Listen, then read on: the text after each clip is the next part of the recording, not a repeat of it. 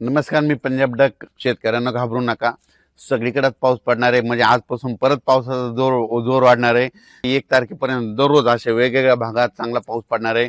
आज देखील पूर्व विदर्भ, पश्चिमी विदर्भ, मराठवाडा, उत्तर महाराष्ट्र, कोकणपट्टी, खानदेश, घाटमाता, त्याच्यानंतर पश्चिम महाराष्ट्रामध्ये सगळीकडे वेगवेगळ्या भागात असा दुपारनंतर बऱ्याच ठिकाणी पाऊस देखील सुरुवात होणार आहे. सर्वदूर एकदाच येणार नाही, पण भाग बदलत बदलत सुरुवात होणार आहे. म्हणून हे अंदाज लक्षात घ्यायचा.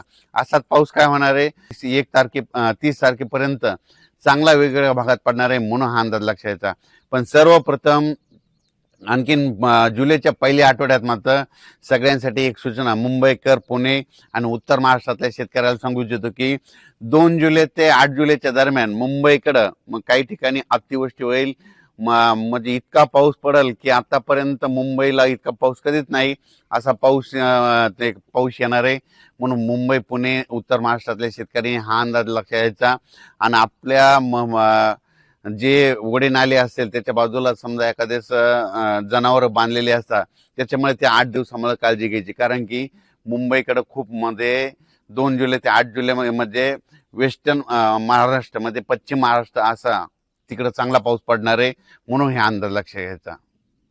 तर तो पाऊस तुम्हाला मुंबईकरांना सांगू इच्छितो की जुलैच्या पहिल्या आठवड्यात मुंबई, इगतपुरी, नाशिक, त्याच्यानंतर इकडे त्र्यंबकेश्वर हे पट्टा, त्याच्यानंतर संगमनेर, घाटमाता, हे अहिल्यानगर, हे असा पट्टा काय होणार उत्तर महाराष्ट्राचा आणि महाराष्ट्राचा पश्चिम भाग म्हणजे जोराचा पडणार आहे. काही काही ठिकाणी अतिवृष्टी होईल, काही अति मुसळधार होईल, काही ठिकाणी रिमझिम पडेल. पण 2 जुलै ते 8 जुलैच्या दरम्यान महाराष्ट्राकडे काय होणार आहे, एक लो प्रेशरचं रूपांतर चक्रीवादळात होईल आणि ते चक्रीवादळ सरळ महाराष्ट्राकडे येईल.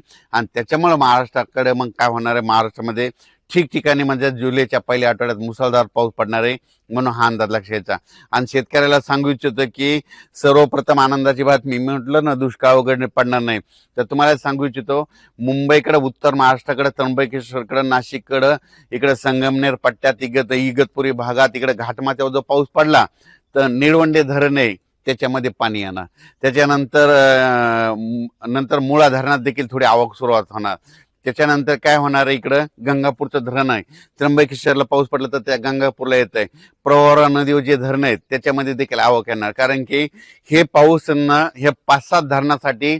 आणि त्याच्यानंतर तुम्हाला एक सांगू इच्छितो की नाशिककडे जे छोटे छोटे 2 TMC, 4 TMC, 5 TMC, 11 TMCचे, काही 15 TMC, 22 TMCचे जे छोटे छोटे धरणे आहेत, ह्या पावसात मात्र ते चांगले तुडुंब भरून जातील. म्हणून हा अंदाज लक्षात द्यायचा. कारण ते पाऊस येणारच आहे. कारण की जुलैच्या पहिल्या आठवड्यात पश्चिम मुंबईकडे, उत्तर महाराष्ट्राकडे चांगला पाऊस पडणार आहे.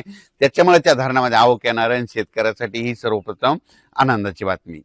तर जुलैच्या पहिल्या आठवड्यात आता तर हे पाऊस पडणार आहे 30 जून पर्यंत. पण जुलैच्या पहिल्या आठवड्यात मुंबई, त्र्यंबकेश्वर, नाशिक, त्याच्यानंतर अहिल्यानगर, संभाजीनगर, संगमनेर पट्टा, घाटमाता, पुणे ह्या परिसरात मुसळधार पाऊस पडणार आहे. त्याच्यामुळं हे तिकडला प्रश्न मिटल.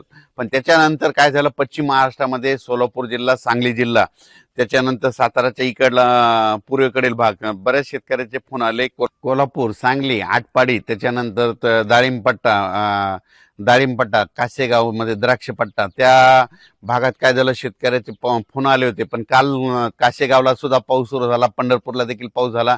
आणि सोलापूर जिल्ह्यातले सांगू इच्छितो की सोलापूरकडे देखील पाऊस येणार आहे. पहिल्यापासूनच मी म्हणतो जून मध्ये पाऊस कमी पडणार, जुलैला जास्त पडणार, ऑगस्टला 2 पाऊस मोठे राहतील आणि सप्टेंबर ऑक्टोबर परतीचा पाऊस धुमाकूळ घालील. म्हणून ही अंदाज लक्षाचा.